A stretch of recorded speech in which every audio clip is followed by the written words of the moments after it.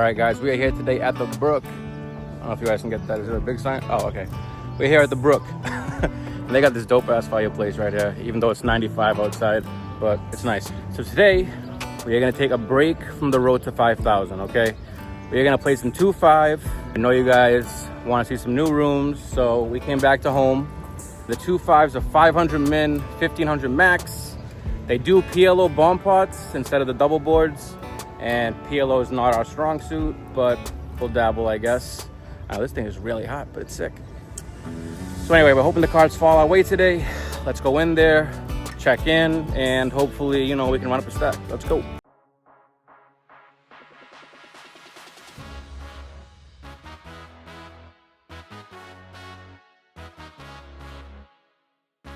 Alright guys, the first hand of the session is 8 ways $15 bomb pot PLO, which is not our strong suit.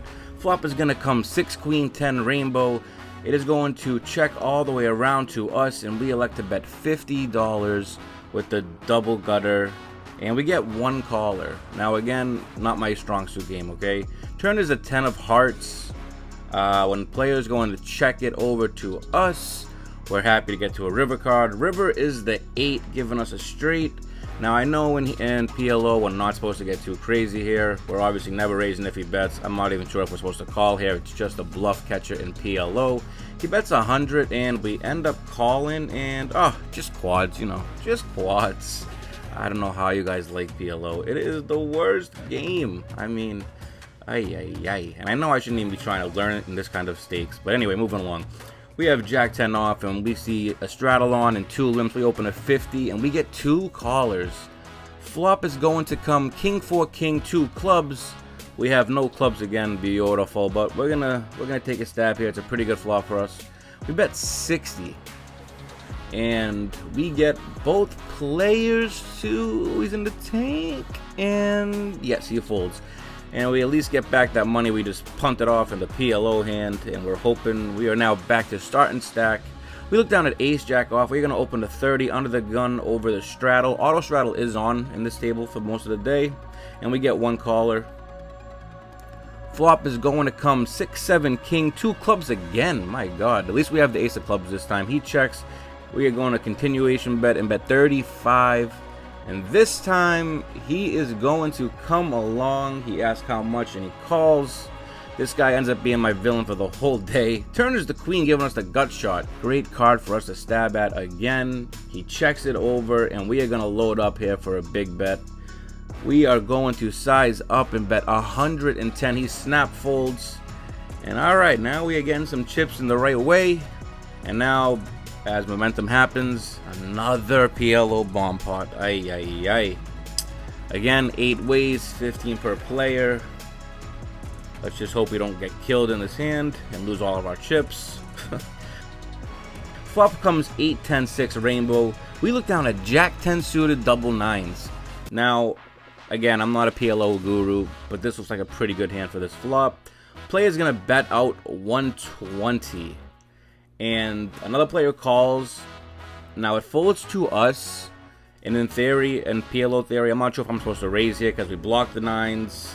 We have the whole board basically, but we just call. Again, I'm out of water here, so I'm just trying to, you know, get to rivers here as cheap as possible and not lose everything. We call 3 ways to a turn, and the turn is the 7 of clubs. We have the nuts. We check. And now this player drops a missile. He bets $480. Now the other player goes into the tank here. We're obviously just going to rip it when it gets back to us. We only have about 790. So he folds and we go all in. He snap calls. And he's got queen jack 9-7. Ugh. So he's got us and he's free rolling us to a higher straight. So this is we blocked the 9s and he still has it. So, you know, blockers are really amazing things. We do run it twice. First run out is the 3 of hearts. Second run out is the 6 of hearts, and we do end up chopping. Whew, we were sweating this one out. Nothing like getting free rolled in an all in for almost $2,000. But again, I had asked my friend, so the kid that was all in, I actually asked him, he's my friend, I go, hey, did I play this right?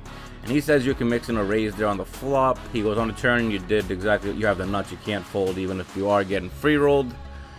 So I guess that's just like a PLO thing. You get free rolled often. I don't know. I think you guys know I hate PLO. And by the way, guys, sorry for the seat angle. This is the only seat when I got here, and no one left this table all day, so we couldn't switch seats. But moving along, we have Jack 8 suited in the small blind. Now the auto straddle's on, and player 8 blind raised to 35. He's known for doing this. I play with him a lot. He loves to do it. So it folds to us, and we're gonna raise to $125. He calls, of course. Why wouldn't he? And he starts saying, "Oh, come on, man. You always want to steal my blind raises." And I said, dude, I'm only human. Flop is going to come king 6-5, one club. I mean, God, these kings and clubs are hot today. We are going to obviously c-bet here. Great for us. And we do bet out 90. Now, he goes into tank, and I'm like, all right, if he raises, we got nothing. We can't do nothing. And now he's tanking, and he's asking us to show a card. I'm like, you want to see a card? Okay, we'll show the Jack of Clubs. Now, this is when it gets kind of funny. He goes, I can do that too. And he shows the Jack of Hearts. And I said to him, oh, wow, that makes me happy. And he's like, how do you know I don't have the Seabrook nuts? And if you guys are not local, the Seabrook nuts is King Jack off. And I said, come on, bro. Money would have already been in. He goes, can I see the other one? I said, yeah, show me yours. And he shows the Queen of Diamonds. We show the 8. And he... he gives me a smirk. He knows it's all fun and love. Alright, moving along. This is the last bomb pot we play because it's a terrible idea to try to learn this game in these stakes. Alright, we have 7-6-5-3. Oh, it's a pretty hand. Flop is 3-4, Jack of Clubs. Folds to cutoff, who bets 100. And we call going heads up. And now again, I asked my friend, am I supposed to raise here? He said calls just fine. Turn is the Jack of Diamonds, so every time we have these missile draws, it pairs the board, and we just give up. River's an ace, so we're not losing any more in this hand, thankfully. Could have got a lot worse. We check. He has a full house. Nice, buddy. That guy beat me in every single PLO hand today, I think, so he's probably mad that I'm not playing no more. All right, moving along. We're in the straddle now. 2 limps. Cutoff makes it 50. It folds to us, and we have ace-queen off. Ooh, baby. Finally, some hold when we know what we're doing. We raise to 200. It is going to fold back to the original raiser. Good player. We played a few hands together. Not too much history.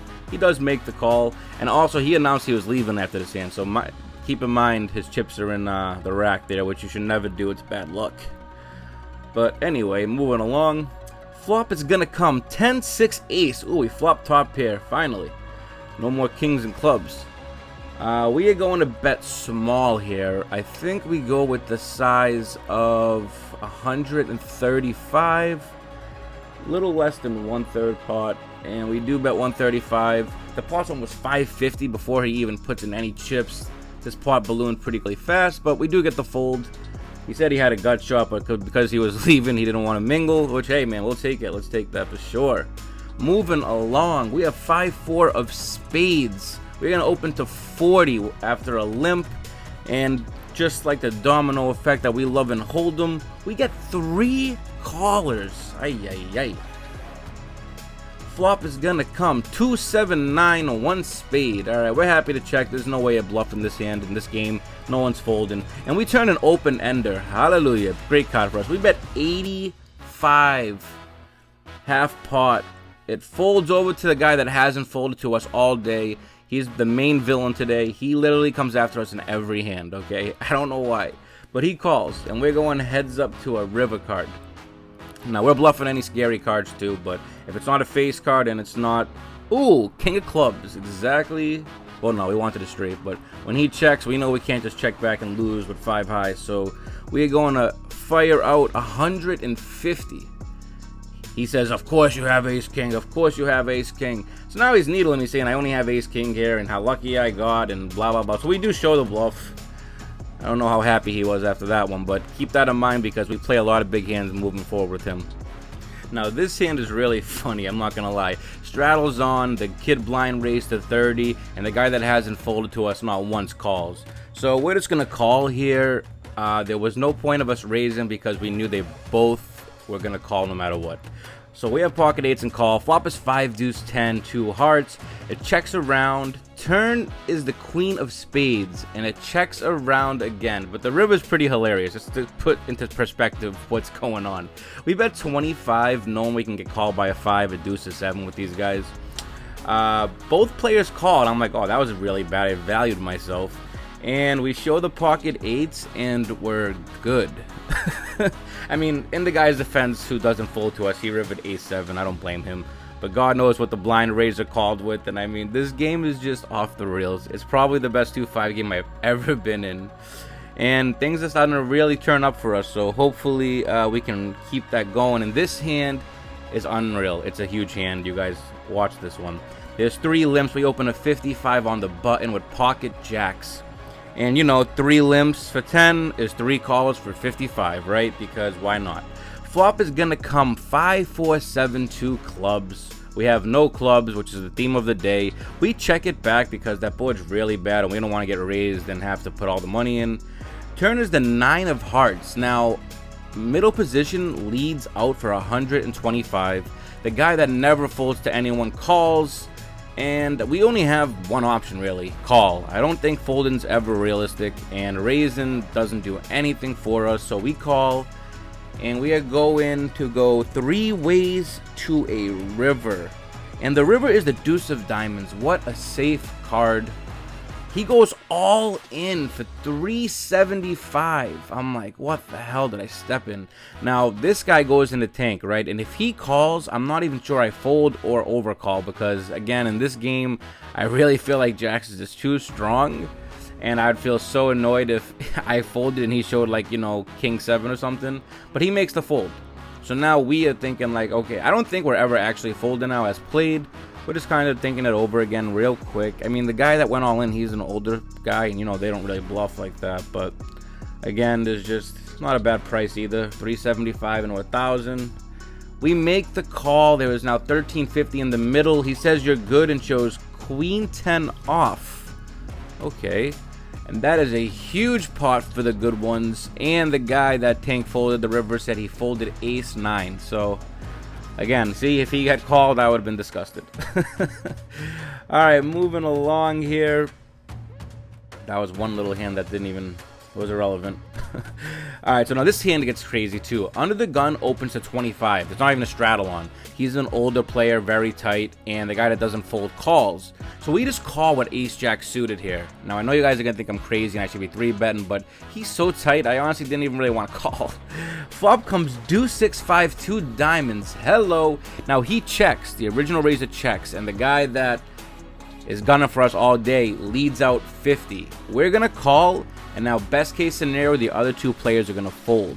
So we are going heads up with the guy that wants our head. So we already know now if we hit our hand, we are going to get all the chips in, almost, because he doesn't fold to us. He thinks we're bluffing every hand. And the turn is the 7 of diamonds. Let's go, baby. We're just praying he keeps his foot on the gas. No matter what here, we're going to raise the turn. There's no point of trapping. He's not going to fold, right? So he bets out 75. Now, in my mind, I'm trying to think, okay, how big do we want to raise here to keep him in? Because if we make it like 250, he might actually fold. But I don't think he's folding anything less than 200. Like, 0 chance. So we do decide to raise to 180. And he goes, how much is that? And I'm like, oh, please re-raise me.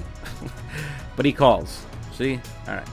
Now, we just want a clean river, and we're going to bet pot. That's my goal. I already had the number in my head. I was betting 500. Now, he tanks on the river. So I'm hoping he has a straight here, and he just won't fold. And if he leads into us, we can just go all in. Because he has a lot of chips, too. But he does end up checking. And then we have to go into tank and think how much and what he actually might have here. So he's uncapped. He could literally have anything. Him tanking so long, I thought he might actually have a strong hand. I don't know if he might lead with a straight to block bet me. I'm not really sure. And if I bet over pot, I don't know if he's going to call me. At first I wanted to bet 750. But I'm like, you know what? Let's just bet pot because I don't think he's going to fold. And we bet 500. He snap calls literally before my chips even hit the middle. And he said he had 2 pair and then a flush on the river, so I'm not really sure. I don't even know what that could have been. 9 6 of diamonds, I guess, is like the only hand he could have there that he says when he says that. But We're so happy. There's 15, almost 1,600 in the middle. What an absolute missile. And we are on all cylinders here. Things are going great.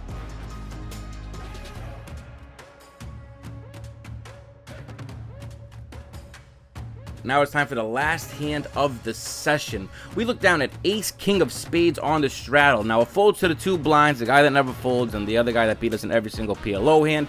They both call. So we raise it up to 50 and they both call. I mean, you know, that's the theme of the day too. The 3 musketeers go into a flop for one last time on the day. Flop comes deuce king 5, 2 hearts, 1 club. Check, check. We bet 100. And the guy folds. The guy that doesn't fold at all to us actually folded. I guess after that last hand, he's like, all right, we'll make amends. And the other kid calls now. So I'm like, okay. Turn is the 3 of spades. Hate it. Not really. He tanks too. So I'm like, oh boy, is this pot going to be humongous right before we leave? Naturally. He checks. But happy to just check it back and get to a river. Jack of diamonds. Doesn't really change much. I mean, if he has king jack, hallelujah. He checks. We got to get some kind of value here, right? I mean, we can't just, you know. I almost wanted to bet 250 again, but last hand before we leave, let's just bet something he might actually call. We bet 160. Now, he goes in the tank again, and I'm like, oh boy. If he re-raises, I don't know if we're going to call it off or not. But I think he's just going to end up calling us with a weak king. And he does tank a little bit and throw in the call. Said he had king queen, so I mean, I'm surprised that he even didn't lead the river. But a hell of a session, man. A nice $660 pot to end the day. I mean, this game was honestly one of the best 2-5 games I've ever played. Every pot was massive. I mean, I wish I didn't play the PLO bomb pots today. I will be honest. We lost a lot of money in those. Could have been an even bigger day, but I'll never complain when you have a great day like this.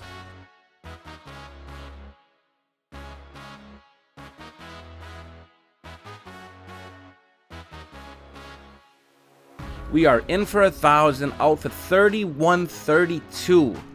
Profit of 21.32. Now remember, this is not part of the road to 5,000.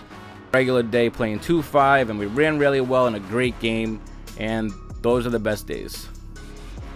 Alright guys, recap of the session. We were in for 1,000.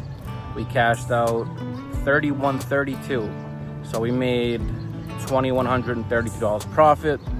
Awesome day. Ran pretty well. After the first few PLO bomb pots, I'm going to be honest with you guys, we ended up sitting out of them. We're just not there PLO wise. Like, I've studied 0. I'm just not good at it. I'm trying to learn, and I'm like, oh, I'll learn today. That's the wrong lineup and the wrong stakes to learn that stuff. So always, you know, if you're going to learn a game, don't jump into the deep end, okay? And it was really nice to play 2-5 again. I wish we could film at more 2-5 places. The Brook's probably the only 2-5 game in town. In New Hampshire. Mass, you can't film. I've tried. I went really high for you guys, and we just can't do it yet. It's a great day, though, honestly. And one thing you have to learn, right? So as, you know, when you come off a losing streak, right? And you start running hot and the cards are falling your way and you start winning multiple sessions in a row, like, you have to make sure you keep your confidence leveled. Keep it in check. There were some spots you might be like, oh, yeah, I've been winning. And you start, you know, over-feeling yourself, and we all do it. And you're like, oh, I'm better than this guy. He's trying. And then you start trying to do more bluffs. You start opening your range more. You know, you start getting more comfortable, which is normal. You want to start trying to do more stuff. And I'm telling you, winning poker is just boring. You know, stick to your ranges. You stick to the games you're crushing. 300 a day is 100K a year or whatever. So just, yo, it's great when you're on a win streak, right? And if you want a short take sometimes, that's fine. But just always keep that in your mind. You're never as great as you feel, and you're never as bad as you feel, okay? That's the sweet spot. Just, you know, wherever you're crushing, just keep playing. Play the same. You got to play the same no matter how good you're running or how bad you're running, okay? Because I know when you play bad, you start opening up and doing dumb things. When you're running really good and your confidence takes over, you still start doing dumb things and playing more, okay? So just even keel, stick to the rules, and, you know, I promise, long run, you're going to win, okay? So again, you know, we had a great day today, 2-5 at the Brook. It's beautiful out here. I mean, look at this fireplace. I mean, it's 90 outside, but it's still beautiful, right? And now next episode, we'll get back on our journey to the 5K.